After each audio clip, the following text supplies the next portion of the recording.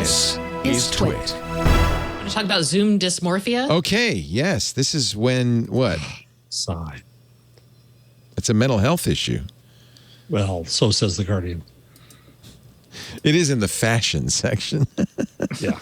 Well, that just means, okay, so here, the issue is we're looking at our faces all the time and we're like, my face looks weird. Because we're all on Zoom looking at ourselves all the time.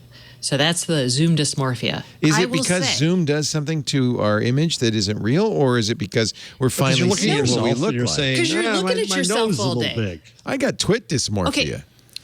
That's all I so look. I was going to say, I have TWiT dysmorphia. I didn't notice. Deal with it.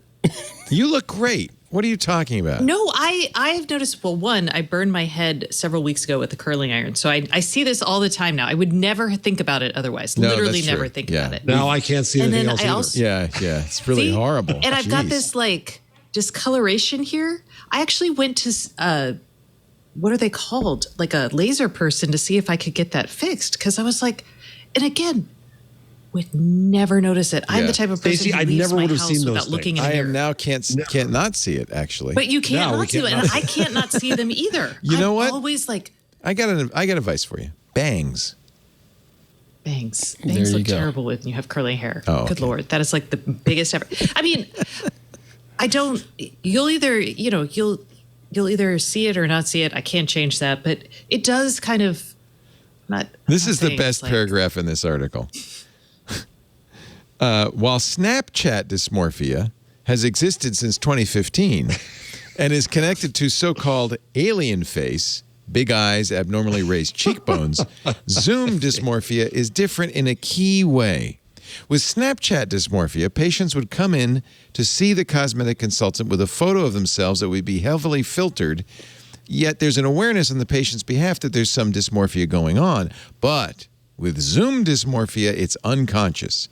People don't understand there's distortion happening with their cameras. So there is nothing on your forehead. It's just Zoom. There's something wrong with my there's- monitor. It's got a gray spot on it. I can't figure out. As It many moves, too. It's selfies weird. as I see online, I'm calling total bull on this because selfies don't make anybody look good. That's not true. People change their. They like teach you how to take a good selfie. Like people. I think maybe y'all are. I mean, one. I'm just going to throw this out here as a woman who is inherently judged first off because I'm a woman by my appearance. Just so true. That is the default expectation. It's a fact. So it is. I try, I pay attention to these things, even though I don't actually pay that much attention because I'm not, I don't know.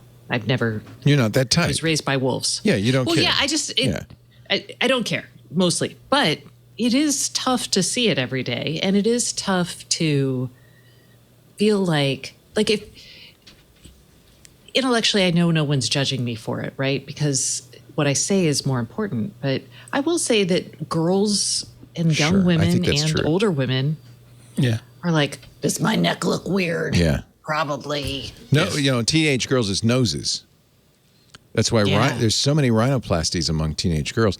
In fact, this article quotes a Harvard Medical School professor, Dr. Shadi Kurosh, who says there's an increase in appointment requests for appearance-related issues during the pandemic.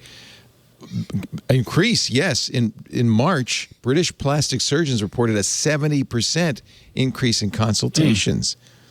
People were complaining about sagging skin in the lower face and neck. We wondered if this was because people were holding their smartphones at odd angles while they're looking down.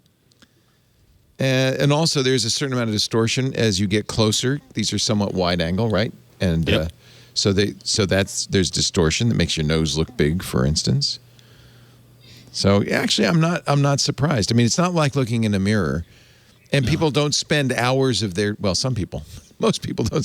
Teenage girls might. That's where the nose thing. Girls maybe. Yeah, but You see, I had the opposite. On Meet, for a long time, Meet would not show you; it would only show the other people. Yeah. And I'm wondering, what do I look like right now? What if I pick my nose? Right. I find it more comforting, maybe because it's for doing this show for 25 years, to just know. You get used to this. Yeah, and I have to say, as somebody who's worked in television for years, It's in radio, by the way, the same thing happens with your voice. The first time you hear your voice, you remember that. The first time you heard your tape recorders, right? You hated it. And then thank you for turning off the camera. Oh, there it is. Okay.